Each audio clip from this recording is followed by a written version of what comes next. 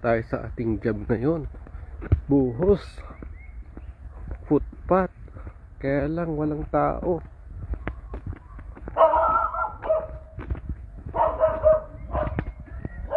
Yan, footpath, walang tao. Layo-layo pa naman ito. Buhos pero walang tao. Yan, footpath. 21 cubic meters. Ako yung magtitest ng concrete nila. Quality control ang tawag namin dyan dito sa Australia. Yan, footpath 25 MPa. Malamang 80 slump ito. 25 MPa, 21 cubic meters. Nag-drive ako mula doon sa kabila 50 minutes. Pagdating ko dito, walang tao. Lugi.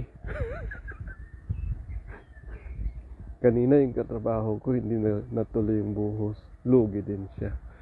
Lunis na lugi ako ng driving ko ngayon. Anak ng waiting na buhay ito. Yan. May river na siya.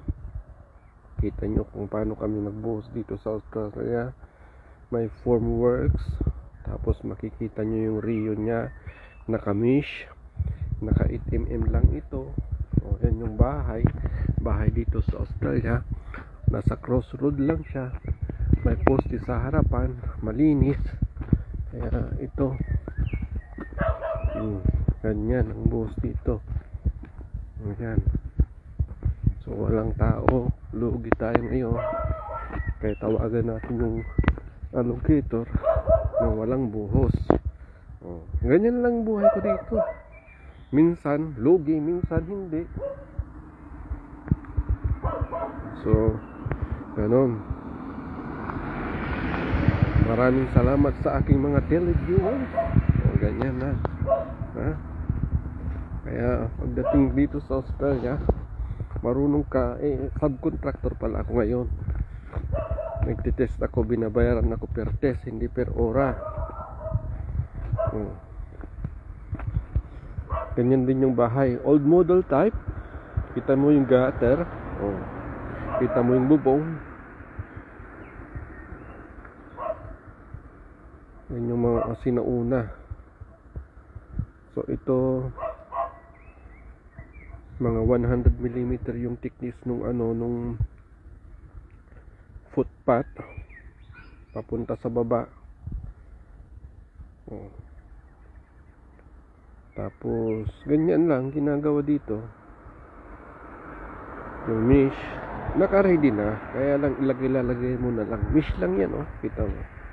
150 to 150 yung yung spacing nung niya.